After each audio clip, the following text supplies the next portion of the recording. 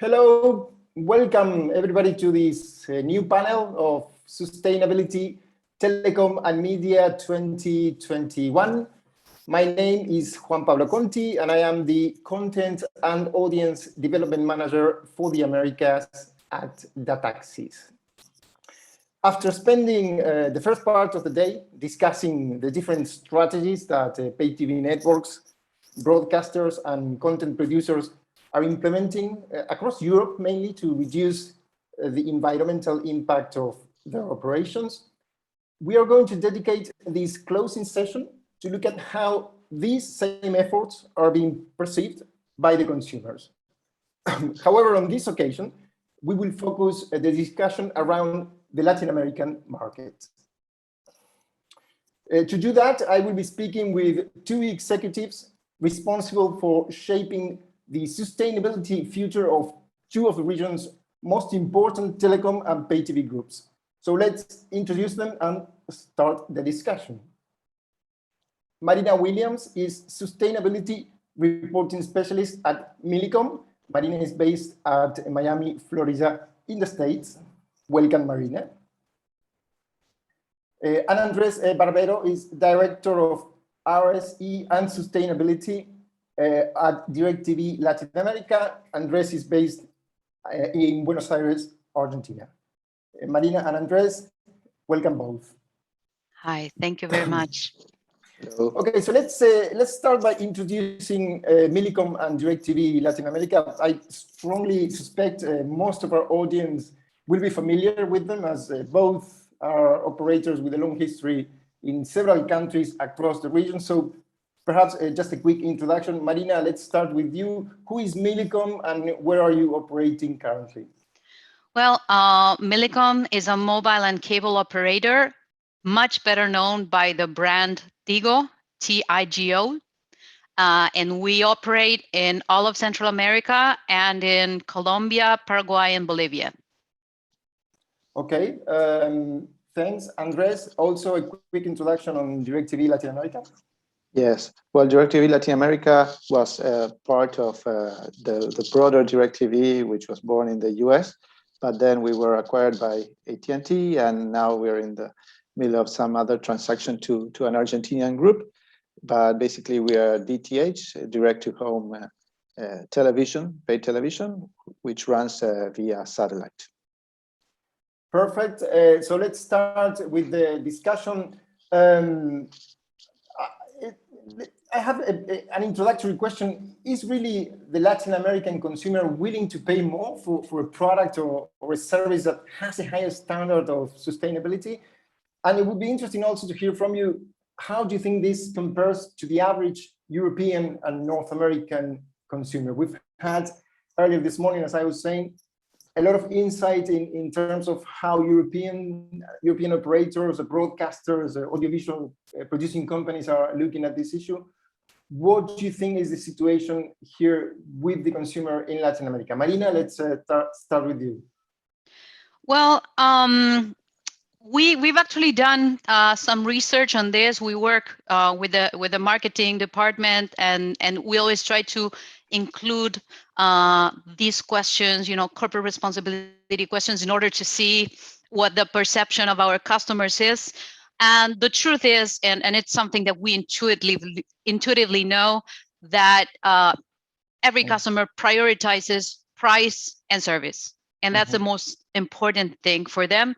I do not know, and I could never say that they would be willing to pay more for a more sustainable company, unless the difference with the competitors were too striking. Okay, so not on the radar mostly at the moment. Andres, what's the perception at DirecTV? Yes, well, unfortunately, I have to agree, because there is still not that much punch in the sustainability features of our products that might change somebody's mind. First comes quality and service and price. So I wouldn't say the same probably for my kids. They are thinking over much more about these other things. But yes, to the current consumers, most probably it's still not that important an option. And besides, our industry is not seen as a big impact in the environment. A great polluter. Kind of You're industry. not an airline at the end of the day. Yeah.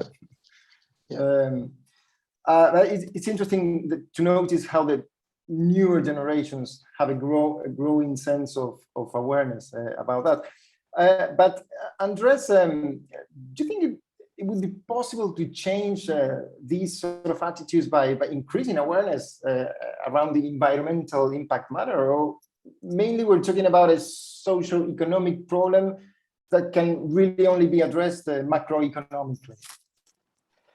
Well, good question. I'd say a little of both. Like if economics were better down here and people could opt for a more sustainable service by putting some more money, it could be that some would consider that. But for example, I think we are in Latin America on average 4 or 5 times lower in terms of average wage, and even more compared to the United States. So people here is striving to try to get the service, and so these kind of features are not yet there. It seems too long, too away in order of priorities, right? Anyway, I think that there is much more awareness about the impact of different products and services in the environment. And I think sooner than later, it'll become something that is important enough for everybody to consider. On the other hand, maybe because of regulations or because of good practices, the companies will start to every day more like take their own externalities for themselves and pay for them. Like if I pollute some water or pollute some air, I will take care of that. So I'll do whatever it takes so that doesn't harm the communities around me. And when that happens, well, the prices for all of the services and products should be more or less the same. Marina, what do you think in terms of raising awareness, or just the socio-economic issue there lying behind? Well, Andres is the economist, so he's much better prepared than myself to answer the macroeconomic part. But certainly we are seeing this increase, especially after the pandemic, right? Because I think there was an increase of how, even if we're not focusing and these issues do not seem urgent, this can change overnight. And these changes can be very abrupt. And I think there was a lot of awareness after that. Indeed, we did an assessment of how relevant were our the corporate responsibility priorities that we had up until the pandemic, to see if they were still relevant and if we still were prioritizing the right things. And to our surprise, environment, which typically didn't rank very high, ranked in the top three. In a quite large study with customers from all of our operations. So that was striking to us, that hadn't happened 2 years ago. You know what, Maria? I'd say that yes, for us customers, even us, it's ranking more on the top, the environmental problem. But then it's a different thing when they call for your money. Like, well, are you willing to put some money here? So we are demanding probably governments and companies to do the right thing, but we don't want to pay more for that. We want the rest to do that. Agreed. And I think to that end, and to maybe give it a positive twist, because this is something that has been observed over and over. Not necessarily people are willing to pay more for a more sustainable product, and if it does, it ends up being a niche product, and we want this to be accessible for as many people as possible. But it does function as a huge differentiator, and in the service that we provide, which is becoming more and more a commodity, this is really important, and it can be a super strategic advantage. Mm-hmm. That's right. Let me, because we're talking to a global audience, so let me tell them, like Andres, I'm in Buenos Aires, and Andres, I can see on your background there's an air conditioning unit, which I need to tell people we're about to need that very badly because we're about to enter our summer, and that's not an option, not having one of those. Now, if I were to look probably on the box that unit came in, there was a little label saying or describing the energy efficiency of that device. Unlike that, we have similar labels coming these days on cooking appliances, heating, cooling systems. I'm wondering, could saving in energy consumption also be a selling point in the telecom and the pay TV industry? Marina, what do you think? Well, the thing with this is a refrigerator or an AC equipment consume a lot of energy. So if you have a really inefficient device, it's going to make a big dent in your electricity bill. So a lot of people will, either for environmental reasons or economical reasons, they will really look into that. Now, if you look at the energy consumption in percentage of a household's consumption of a cell phone, for example, it's extremely low. So even if you bought the most efficient phone, it wouldn't move the needle in your footprint. It would move it very little. And indeed, there are initiatives, especially in Europe, where there is eco-labeling for phones, so that when you pick up your phone, you can decide which is the most sustainable. But it doesn't only consider energy efficiency, because of what I said. It's not the biggest part of its impact, but also how its raw materials are sourced, labor aspects, how it is disposed of, if it can be repaired, many other things. And I think that's very interesting, and that's part of the trend that's coming, especially, like Andres said before, for younger people. Interesting, and I'll probably go back to some of those options that you mentioned, specifically the repairing of devices.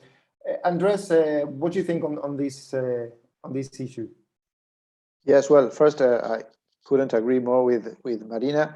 Those are the important topics. And regarding the disposal or the refurbishing of our products for DirecTV, we have access to take back the many devices from our customers when they stop using them for some reason, because they churn or because they need upgrades, whatever. So we take them back, and more than 70% of those are refurbished successfully and used again with new customers. And they cannot tell the difference. They are very happy with every product we take to them. Economically, it's good for us. We don't need to buy new boxes in a certain amount. And we extend the life cycle of those products, so it's a win-win for sure. I have not heard from us or any other in the industry importing used and refurbished devices from other countries, but yes, okay, doing this locally. So we retrieve in each country, refurbish, and then use till it cannot be used anymore because it's obsolete in technology or has a certain problem that cannot be fixed. So then we dispose of it with very thoroughly inspected and audited vendors, so they can be recycled in more than 99% of their materials. Mm-hmm. And that's it's interesting. You mentioned at least on your company, you don't have any notion of refurbished material being imported, but because I'm bringing this up because there's a notion that many of the refurbished equipment sometimes used in the States ends up in Latin American operations, at least in perhaps in some other industries. I'm wondering, Marina, is that what's the general consensus to date on refurbished equipment, and how are you managing specifically that point? I couldn't tell exactly the origin of our customer premise equipment. And like Andres said, we use that and we try to retrieve as many of those and redeploy them, because that's the way to extend their useful life and take every minute of it. And we said at the beginning that our industry is not particularly pollutant compared to others, but one of our big impacts is e-waste, and making sure that we have these circular economy circuits in place really help us reduce that. There's this statistic that I read a while ago and really stuck with me. The world generates 4,500 Eiffel Towers equivalent of e-waste in weight every year, and we only recycle 5% of that. What we do with this is greatly avoid the generation of e-waste, and then when that's it, when the equipment is no longer repairable or it's become obsolete, then we responsibly dispose of it. And I think that's the best way to really use a device and to get the most out of it, and then recover the materials that we can actually use for new equipment. Mm-hmm. Do you think, because it's critical for these sort of policies to really be implemented, having an alignment between, especially or particularly, the marketing and the technical departments at telecom groups? Do you think these departments are usually aligned with these sort of purposes? And what work is needed to improve coordination in that respect, Andres? Well, following some question you did us before regarding, is it a sustainability of our products? Is it a good enough feature in order to get more sales? When that happens, well, marketing will be immediately aligned. But as long as it's not, well, it's something that might happen if they want to have some corporate message about the brand and about our some of the good things we do. But whenever talking about product and price and features and programming and so on, the sustainability side of the business is quite low in their priorities. Mm-hmm. And when it comes to the technical or engineering area, it's always about quality and price. They are very tough on that. But fortunately, technology moves forward, and most of the times, technology improvements means sustainability improvements. For example, our set-top boxes have been reducing in size for the last years a lot, and that means less materials, a much more efficient logistics, and so on. So it's not that our engineers are producing smaller set-top boxes because they will be more sustainable. They're not thinking exactly about that, but because they will be more efficient cost-wise. And that, fortunately, is many times going side by side. Marina, what do you think? What's the general sense at Millicom?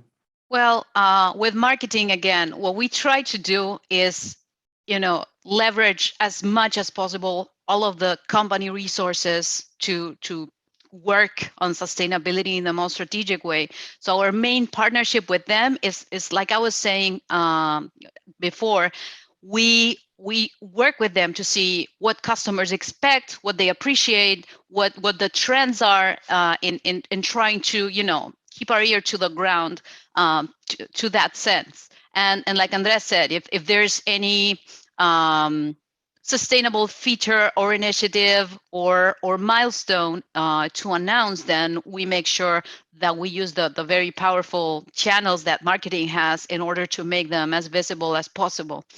Now, for technical teams, I am the person that they run away from, because they always think that I'm going to give them more work. And it's a reasonable fear. But what I have found is that they've been doing sustainability even before they knew they were doing sustainability, because they're always trying to keep the OPEX low. And a huge part of that is being energy efficient and using the resources as efficiently as possible. So that's part of something that we've been doing for a long time, and we started in the recent years to do with more purpose and more intention and more strategically in collaboration with different areas and not so much in silos. But yes, what's interesting about this, especially when you reach out to other areas, and Andres, you probably experience the same, is that it's not about giving them more work to do. It's about how we redirect that work so that it's more aligned. No, and I guess when you say they've been doing this for their whole life, I've been following the microelectronics industry for probably a couple of decades now. And whenever a new press release comes about a new version of a microchip, one of the first selling points that they go to is how that reduces energy consumption. And really, the microchip is where the whole industry starts, right? So it's something that I can see it's been there the whole time, occurring probably in a natural way. And speaking about that, things occurring in a natural way, really extending the life cycle of devices is one of the key objectives of sustainability. But in Latin America, really, this process has often occurred naturally. Many devices are being handed over from one owner to another across different ages and social levels. Is there any way to measure this process? Is something to keep in mind? And do you think it's something that should be stimulated, Marina? Well, the one measure that we do have is that with the phone recycling initiatives that we have, which of course are voluntary, it's our customers leaving their phones to recycle in our stores or whatever, they're very few. And that's because of how much useful life we get out of a phone. That's one of the reasons, of course. And that's the main visibility that we have, and we know how phones are passed on from one family member to another, because they're typically very expensive for the Latin American income. Andres, I'm not going to ask you about phones because DirecTV does not touch phones, but does that ring bells in terms of there's no way to share equipment? Set-top box is something that it's owned by the operator and that's it, right? Yes, basically, yes. For our regular product, the one that you pay monthly, there's no way that you would exchange it or give it to some other person. But for the prepaid, maybe there is the occasion that somebody's not using it anymore and some friend or family member wants to start putting some money into it so they can watch TV. It might happen. Now we cannot track that. For sure, we won't be able to find it. But for us as a business, that's good, because somebody was not using it, then it gives it to some other person who, yes, will start putting money on it. So it will be good. It will extend the use of the device, and that would be positive. One more thing in regards of that, I think it's a very positive thing, and I think it's not just economic but a cultural thing, and also it could further be improved with good circular economy and making sure that we have this drop-off points for the items that are indeed recyclable, so that we can recover them at the end of their useful life, and make sure that they are disposed of responsibly, and any materials that can be recovered. I have a story with cell phones. I just found out of some guys here in Argentina, in the province of Córdoba, who have developed some eyeglasses for the blind, which have cameras and some sensors and even a motor, the motor that vibrates in your phone, incorporated into the eyeglasses. So they build them by taking recycled phones that are not used any longer. They take the pieces of them and produce these eyeglasses, which can, for example, read, they have speakers too. They can read a bill and tell the person how much is he taking to pay, or he can take a picture of the place they're standing at and describe it with some artificial intelligence. They have an app in the phone that's connected to that. So it has lots of incredible capabilities, and they are made mostly out of recycled phones. So even when a phone is no longer used as a phone, it might be used for some very interesting purposes. Mm-hmm. Interesting. Yeah, yeah. Now, I think you're both, as me, working from home, still 1.5 years into the pandemic, and telecommunication companies really became key players, as we know, during the COVID pandemic, due to this teleworking boom. Is teleworking a good way to lower our carbon footprints? I mean, if we were doing this conversation in one of our in-person conferences, probably at least one of us would have had to jump on a plane, right, to get together. Exactly. Now things are returning to normality. So should teleworking be pushed, do you think? Where are we standing? And I'm asking you this as a telecoms operator, Marina. Well, actually, we did measure that, and comparing to our pre-COVID employee commute footprint, if we move to the hybrid model that we are adopting now, we're gradually going back to the offices, we could reduce that employee footprint more than half. And that not only has, the impacts on many levels environmentally, but also it helps traffic, it helps well-being. It has a lot of benefits, really. It's something that has zero to very low cost to the company. So definitely something that I think has come here to stay. Andres? Yes, I agree. Of course, it's plain to see that commuting, avoiding commuting would save a lot of environmental impact for everybody. And it also saves time, which actually time is money, and we need it and we want it. That's mostly related probably with well-being and what Marina was saying about the balance of the employees' lives and work. But yes, I think what I'm hearing around in the business is that most people are aiming at some kind of hybrid situation, because we still sometimes get more productive when we can get together and exchange in a personal level many ideas. I think also maybe the screens and the software that runs these kind of meetings will be getting some upgrades, or in a way could make it almost for us as if we were together. No? So as that evolves, it might also help people work from home in a more productive way in teams and by sharing. But for the moment, I think most people are thinking about hybrid kind of situation. Mm-hmm. How do you think telecom and TV operators better evaluate the cost-benefit ratio of their investments in sustainable equipment, Marina? Well, actually, the analysis that is conducted is pretty much the same analysis that you would conduct for any other CapEx project or OpEx project. There has to be a business case to it, and the beauty about energy efficiency is that you don't have to choose between being environmentally responsible or saving costs. You're actually doing both. So that's typically something that we observe.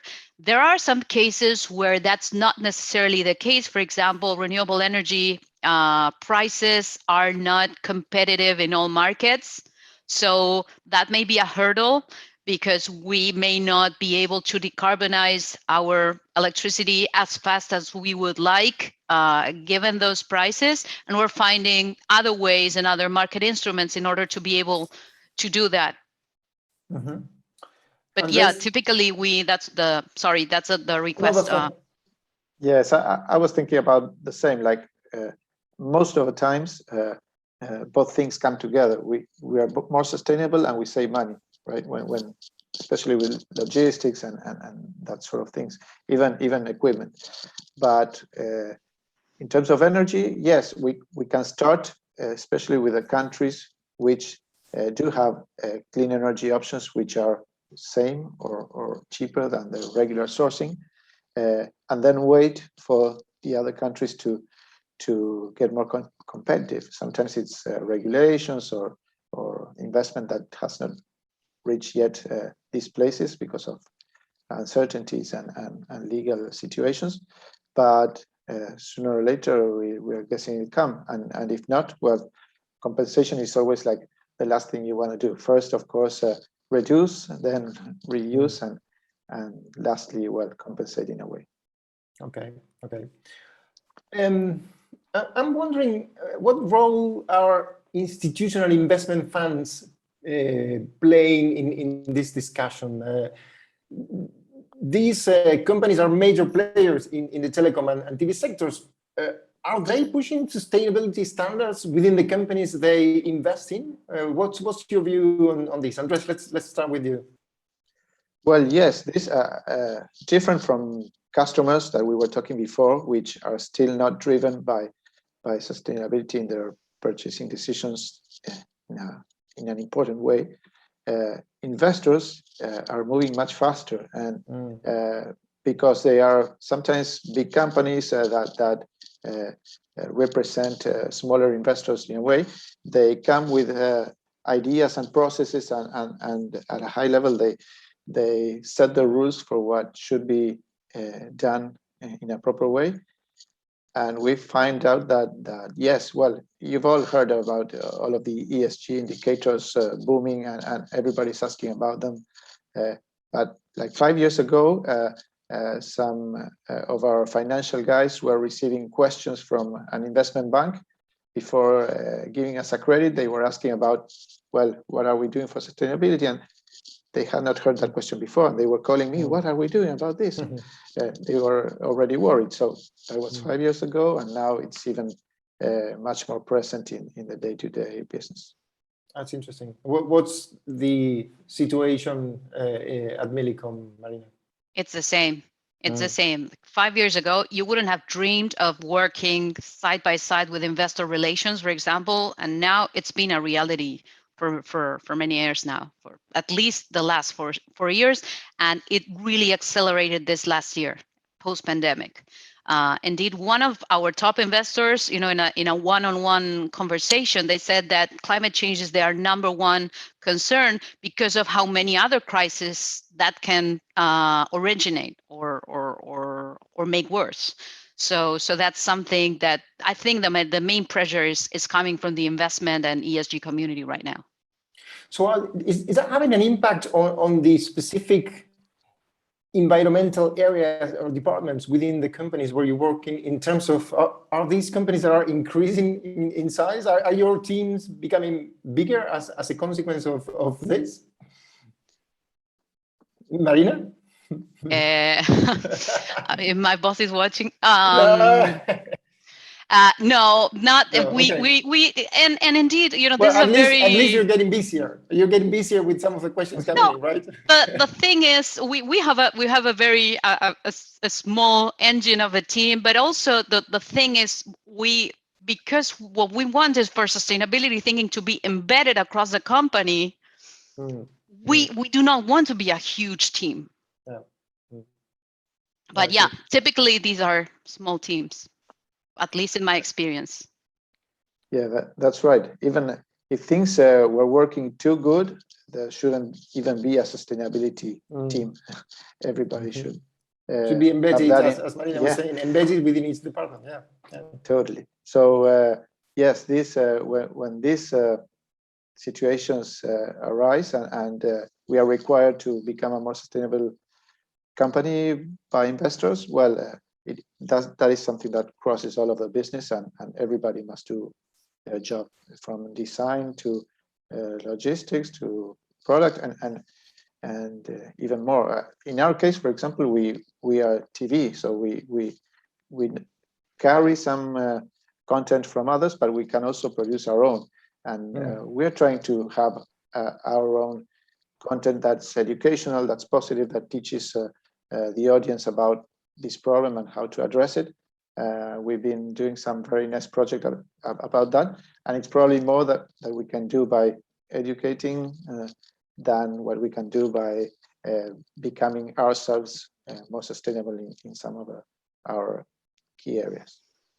So it's interesting because it's taking advantage of the fact that you're also a broadcaster and a content producer itself, so you can take advantage to carry the message through your broadcast, right? We have the last few minutes, so probably one or two final questions.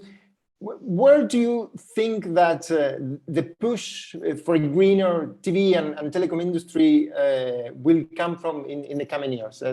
Will, at the end of the day, be consumer demand? We're seeing that at the moment is not really the big driver. Will it be government regulations? We were listening to a conversation earlier. There was a speaker from France saying there will come a time. They were talking specifically about content production in that panel. So there will come a time in France where, in order for you to come and produce in France, you will need to be able to meet certain regulations regarding your environmental impact. So could it be government regulations, or could it be investor pressure, which is something that we've already also brought into the discussion? Marina? Well, certainly, as we were talking before, investors is huge, and it's an area, of course, of enormous power in order to steer this change. Also, because of the Paris Agreement and the nationally determined contributions, countries have made commitments, of course, and this is something that we thoroughly monitor throughout the region to make sure that we're aligned with those, and to make sure that we anticipate potential emerging regulations that may come, and be prepared for those, and be prepared to do our part also for the country to meet those NDCs. Okay. Yes. Andres? Yes, I agree. And as you well said, Juan Pablo, consumers are still not the driving force. Investors, yes, are putting a lot of pressure on that, and that's good. And government, it's probably what differs most between countries. And we have countries that already have set a goal for, I don't know, combustion cars to disappear and not to be sold anymore in a relatively short period of time. Those industries that are seen as more environmentally unfriendly, or which impact the most, are the ones that are being addressed first.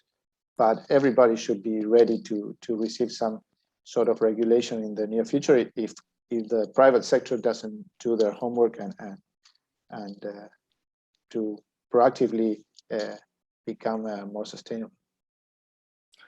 Okay, I think we have time for a final question, and I see there's a comment coming from the audience. Cynthia Limon is saying the ecological part is not the only factor in the sustainability discussion. What about supporting local communities? And I bring this on because I understand, Andres, that DirecTV has been involved in some sort of work also involved in that area. Do you want to tell us a bit about that? Yeah, sure. Well, for us in Latin America, sometimes we see some much more urgency in the social side than in the environmental. We know environmental in the long run, of course, is as important. But that's why many companies here have their social programs and try to have some positive impact. From our side, what the program that we like the most, it's right in the core of our business, is called Escuela Plus, and it's basically giving our service, TV service, with some selected channels and content for free for rural schools throughout the region. So this is present right now in more than 10,000 schools and growing. And we not only give them the service, but teach and train the teachers so that they can use it properly, and they later show us the new ideas that they have and how this is working. we are talking about communities that many times are not able to get internet. They are not connected. So this kind of technology, satellite technology, reaches them easily, and it's very appreciated. And because kids now, it's not easy to drive their attention sometimes. When they see some interesting content, and the teacher can use that as a starting to discuss kind of point, it's really useful for them. We had a math teacher telling us some years ago that he was using a football match, pausing the football match and showing the kids some shapes like triangles and rectangles and teaching geometry out of the position of the players. So people's very creative, and what they need is just to call the kids' attention and to shoot some kind of question or start talking about some particular topic. Okay, interesting. Okay, we're reaching the end of our discussion and actually the end of our conference as well. So Marina, I will let you the last final closing comments of this panel and of the whole event. Where do you think we're going in the next few years? What's your vision? What's your expectation? What's this discussion going? I think that last question was spot on. It's if we only speak about environment and we do it at the expense of social issues, especially in markets that have such numerous vulnerable communities, we're doing even our business a disservice. So that's why we also have many very well established programs for teachers, for children, for women, in order to teach them critical digital skills so they can make better livelihoods. And I think it's about being more resilient and making sure that we're reducing our footprint in a way that makes us more capable to adapt to what the future brings at us, and to make more people able to be independent, make a living, and have access to the digital economy. I think that's critical, and I think that's part of a huge part of the puzzle. But in order for all the efforts that we do in the environmental part, which was the most of this conversation, to really get the results that we're hoping for. Absolutely. Marina, Andres, I want to thank you very much for your very insightful comments. It's been very interesting listening to you. It's also brought a Latin American flavor to the global discussion that we've had across the day today. I want to also particularly thank our official sponsor of this event, ATME. And I want to, of course, thank our audience. We hope you've enjoyed these discussions and found it as interesting as we have. We will follow with our events. We still have, for the rest of this year, 4 more events at the taxi. So you're all invited to tune in, at least for the remainder of this year. We're still 100% virtual, and we're helping the environment in the meantime.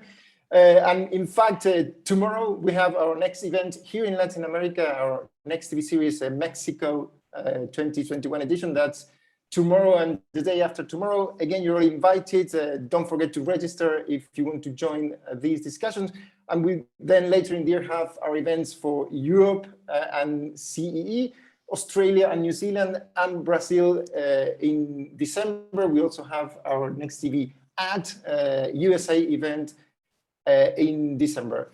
We have a very busy schedule for next year, but next year we are going back, at least partially, to in-person events.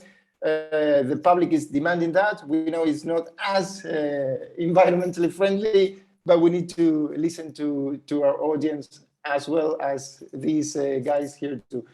Again, Marina, Andres, thank you to our audience. Thank you to our sponsors, ATME. Thank you very much. And to our audience, thank you and see you soon.